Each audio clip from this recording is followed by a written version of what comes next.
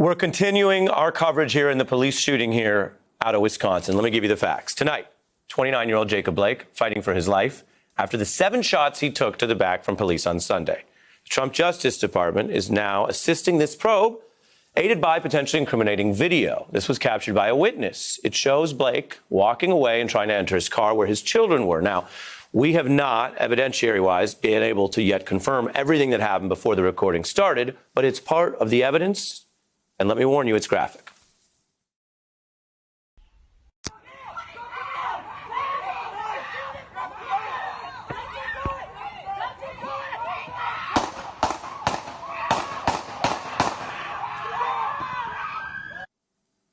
That is some of what we know. What's new tonight, and we were discussing this at the top of the hour, but we have several things we haven't shown you yet and some special guests coming up. Blake's family speaking out and his attorney giving an update on his condition.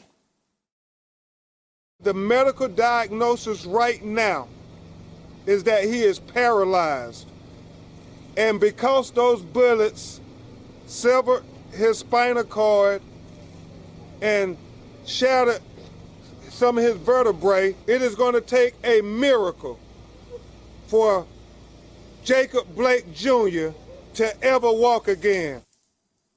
Blake's father also speaking out today. He was saying that he wanted to put his hand on his son's cheek and kiss him on his forehead and tell him he'd be okay. That's just some of the emotional public testimony we're hearing. As for what's going on out there, well, protests continue in Wisconsin. Last night, there was an 8 p.m. curfew. There's also a state of emergency.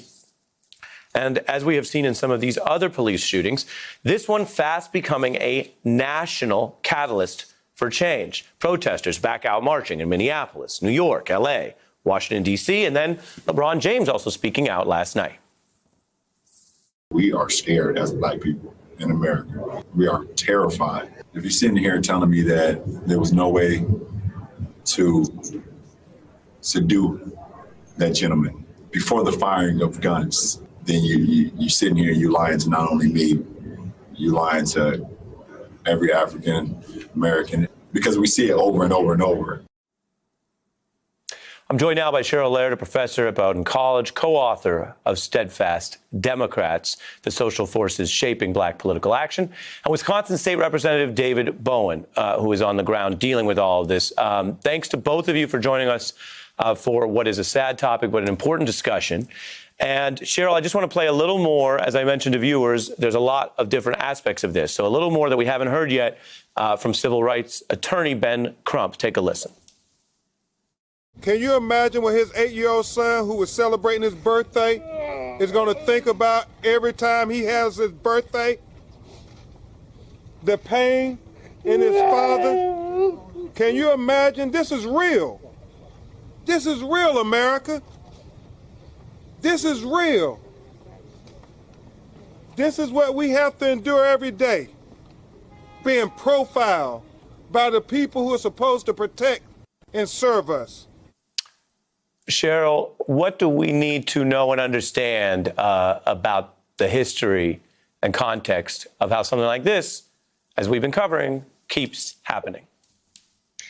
Yeah, I think what we need to think about is the long time that we have seen this type of behavior coming from police. And a lot of that is stemming from the history of where African Americans have been situated in the United States. It has to do a lot with the criminality that has been associated with Black people. It can go all the way back to slavery. We look at slave patrols and fugitive slave laws, and even today within the Black Lives Matter movement. So police brutality and these concerns has not been something that is limited to this contemporary time, but is something that really has spanned the course of American history, and has been something that the Black community, as well as other communities of color, have been dealing with for quite some time. So sadly, Jacob Blake is just another story of a broader narrative of what has gone on.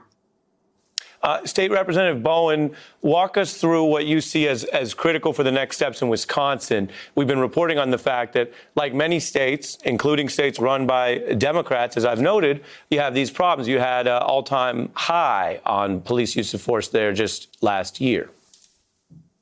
Well, in particular, right now, we don't have any cooperation from Republicans who control the legislature. And we know what people are calling for right now is for change. They're calling for laws to be changed in state statute so that officers can't move and do things this way. We know that this isn't something that can be reformed. This is something that demands transformation.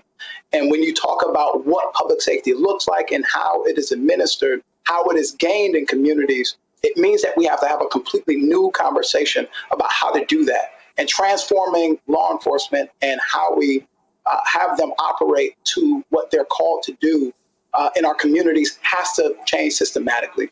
Hey, I'm Ari Melber from MSNBC. You can see more of our videos right here, or better yet, subscribe to our YouTube channel below. You could have been anywhere in the world, but you're here with us, and we appreciate that.